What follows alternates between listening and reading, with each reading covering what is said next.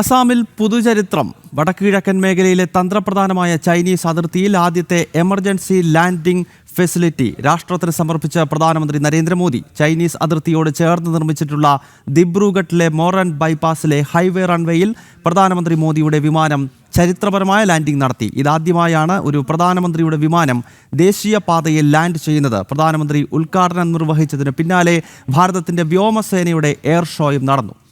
ജിഷ്ണു കൃഷ്ണൻ വിവരങ്ങളുമായി ചേരുകയാണ്. ജിഷ്ണു, ഇതൊക്കെ കാണുമ്പോൾ ഒരിക്കൽ ലോക്സഭയിൽ നമ്മുടെ കേരളത്തിൽ നിന്നുള്ള ഒരു പ്രതിരോധ മന്ത്രി ഉണ്ടായിരുന്നല്ലോ, എ കെ ആന്റണി ഒരിക്കൽ ലോക്സഭയിൽ വെച്ച് തന്നെ പറഞ്ഞത്, ചൈന അതിർത്തിയിൽ ഞങ്ങൾക്ക് നിർമ്മാണ പ്രവർത്തനങ്ങൾ നടത്താൻ ഭയമാണ്. കാരണം ചൈന ഏത് രീതിയിലായിരിക്കും നമ്മളോട് പ്രതികരിക്കുക എന്നറിയില്ല എന്ന ഒരു നാണവുമില്ലാതെ എ കെ ആന്റണി ഒരിക്കൽ ലോക്സഭയിൽ പറഞ്ഞിരുന്നു. ഇതാ ഇന്ത്യൻ നാഷണൽ കോൺഗ്രസ് അല്ല, BJP ആണ് ഈ രാഷ്ട്രം ഭരിക്കുന്നത് എന്ന കൃത്യമായ സന്ദേശം നൽകുന്നതാണ് ഈ കാഴ്ചകൾ.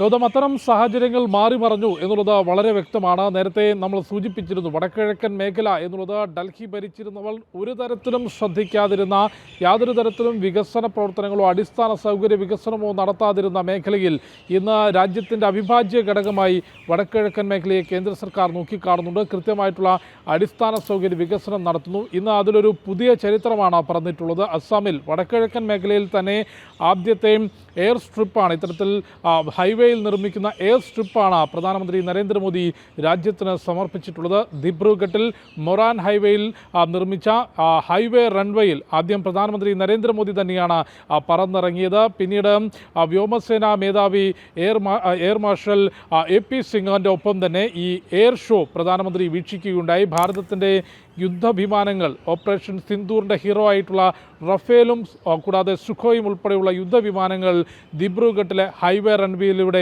പറന്നുയരുകയും അവിടെ എയർ ഷോ നടത്തുകയും ചെയ്തു. അത് ഈ ഒരു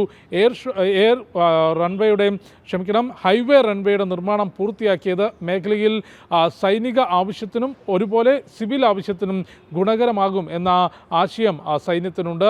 അവിടെ സൈനിക നീക്കങ്ങൾക്കും അത്യാവശ്യ ഘട്ടത്തിൽ യുദ്ധവിമാനങ്ങൾ ഇറങ്ങുന്നതിനും പറന്നു പൊങ്ങുന്നതിനുമുള്ള സൗകര്യമാണ് ഇതോടെ വടക്കിഴക്കൻ മേഖലയിൽ അസ്സാമിലെ ദിബ്രുഗഡിൽ സാധ്യമായിട്ടുള്ളത്. അതിൻ്റെ ഉദ്ഘാടനമാണ് പ്രധാനമന്ത്രി നരേന്ദ്രമോദി നിർവഹിച്ചിട്ടുള്ളത്. നേരത്തെ ഗൗതം ചൂണ്ടിക്കാട്ടിയതുപോലെ എന്തിനു വെറുതെ ചൈനയെ പ്രകോപിപ്പിക്കുന്നു എന്ന ആശയത്തിനപ്പുറത്തേക്ക് ഭാരതത്തിൻ്റെ ഓരോ തരിമണ്ണിലും ഭാരതത്തിൻ്റെ സ്വാതന്ത്ര്യത്തിനനുസരിച്ചുള്ള നിർമ്മാണ പ്രവർത്തനങ്ങളും വികസനവും സൈനിക ശക്തിയും ഉണ്ടാക്കും എന്ന കൃത്യമായ കാഴ്ചപ്പാടോടുകൂടിയാണ് ഇന്നത്തെ ഭരണകൂടം രാജ്യത്തെ മുൻപോട്ട് നയിക്കുന്നത്. അതിലൊരു പ്രധാനപ്പെട്ട നാഴികക്കല്ലാണ് വടക്കിഴക്കൻ മേഖലയിലെ ആദ്യത്തെ ഹൈവേ റൺവേ ദിബ്രുഗഡിലെ മൊറാൻ ഹൈവേയിൽ സാധ്യമാക്കിയത്. അത് പ്രധാനമന്ത്രി നരേന്ദ്രമോദി നാടിന് സമർപ്പിച്ചു. കൂടാതെ അസ്സാമിൽ 5450 കോടി രൂപയുടെ വിവിധ വികസന പദ്ധതികളാണ് പ്രധാനമന്ത്രി ഇന്ന് ഉദ്ഘാടനം ചെയ്യുന്നത്.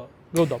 ഓക്കെ ജിഷ്ണു, അസ്സാമിലെ ദിബ്രുഗഡിൽ ഇതാ ഹൈവേയിൽ റൺവേ നിർമ്മിച്ചുകൊണ്ടൊരു എയർ സ്ട്രിപ്പ് നിർമ്മിച്ചിരിക്കുകയാണ് നമ്മുടെ കേന്ദ്രം. കാരണം ഏത് നിമിഷം വേണമെങ്കിലും വടക്കുകിഴക്കൻ മേഖല അശാന്തമാകാം.